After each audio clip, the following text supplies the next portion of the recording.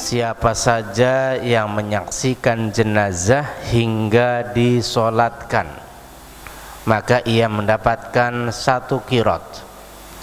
Dan siapa yang menyaksikan jenazah hingga dikuburkan, maka ia mendapatkan 2 qirot. Apa itu 2 qirot? Beliau sallallahu alaihi wasallam menjawab, 2 qirot itu seperti 2 gunung yang sangat besar. Tentu keutamaan, kemuliaan dalam hal mensolatkan dan mengiringi jenazah kita sudah memahami betapa besar dan dahsyatnya kemuliaan dalam mengurus jenazah. Dalam mengurus jenazah, khususnya sholat jenazah ini, Nabi Shallallahu Alaihi Wasallam mencegah atau melarang kami mensolatkan dan mengubur mayit dalam 3 waktu. Yang pertama, saat waktu matahari terbit hingga naik. Yang kedua, waktu matahari saat di tengah-tengah. Yang ketiga, waktu matahari hampir terbenam hingga benar-benar terbenam. Di dalam sholat jenazah ada 6 rukun yang harus ditunaikan. Yang pertama adalah niat. Yang kedua, sholat jenazah itu terdiri atas 4 kali takbir. Yang ketiga, berdiri bagi yang mampu. Yang keempat, membaca surat Al-Fatihah. Yang kelima, membaca sholawat Nabi setelah takbir kedua. Dan keenam, mendoakan mayit setelah takbir ketiga. Dan terakhir adalah salam. Sholat jenazah bagi imam atau kita yang sholat jenazah sendirian, maka posisi ketika kita sholat jenazah, memposisikan kepala jenazah di sebelah kanan kita. Jadi imam berdirinya sejajar dengan kepala jenazah laki-laki, dan imam berdiri di tengah-tengah atau di arah perut bila jenazahnya wanita. Ketentuan sholat jenazah berikutnya, makmum diusahakan minimalnya 3 saf, dan wanita boleh mengikuti sholat jenazah di belakang saf laki-laki, walau dalam 1 baris ada cuman 2 orang. Tata cara sholat jenazah: pertama, bersih dari najis dan hadas. Tadi artinya kita sudah mengambil air wudu, terbebas daripada hadas besar, hadas kecil.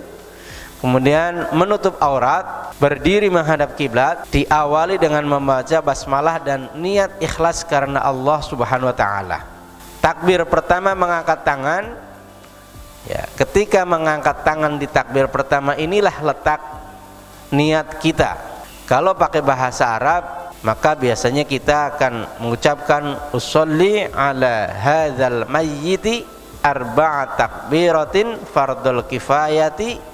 Ketika menjadi imam, imaman lillahi ta'ala. Ketika menjadi makmum, makmuman lillahi ta'ala. Nah, apabila jenazahnya wanita, hadhil mayyitati, ya, usolli ala hadhil mayyitati, ya. Atau boleh pula dengan bahasa kita sehari-hari. Ya, kita nggak hafal niatnya dengan bahasa Arab, maka niat itu boleh dengan bahasa kita sehari-hari. Setelah mengangkat tangan di takbir pertama, dilanjutkan dengan membaca surat Al-Fatihah, dibaca secara sir.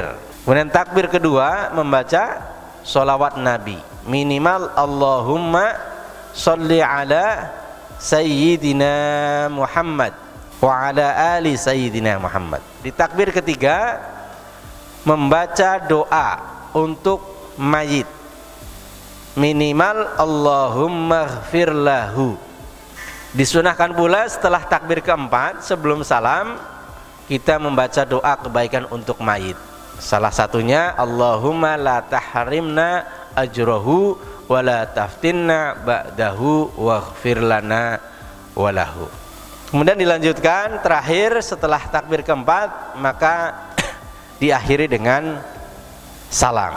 Ketika tertinggal di dalam takbir sholat jenazah, maka seorang makmum yang masbuk ini akan melengkapi, menggenapkan takbirnya sampai 4 kali. ketika kita ketemu jenazahnya banyak. Itu Allahumma firlahum. Nah, itu hum, domir untuk lebih daripada 2 jenazahnya, 3 ke atas. Nah, bila jenazahnya laki, Allahumma firlahu. Bila jenazahnya wanita, Allahumma firlaha. Ya, kalau 2, Allahumma firlahuma. Posisi sholat jenazah bila jenazahnya banyak, maka memposisikan yang pertama, yang dekat dengan imam adalah mayit laki-laki dewasa. Bila ada mayit anak-anak laki-laki, maka diposisikan lurus kepalanya dengan jenazah dewasa.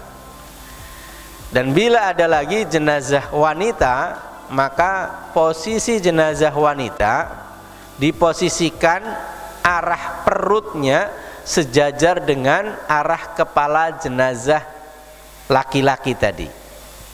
Begitu pula ketika ada mayit perempuan anak-anak, itu sejajar perutnya dengan perut mayit dewasa.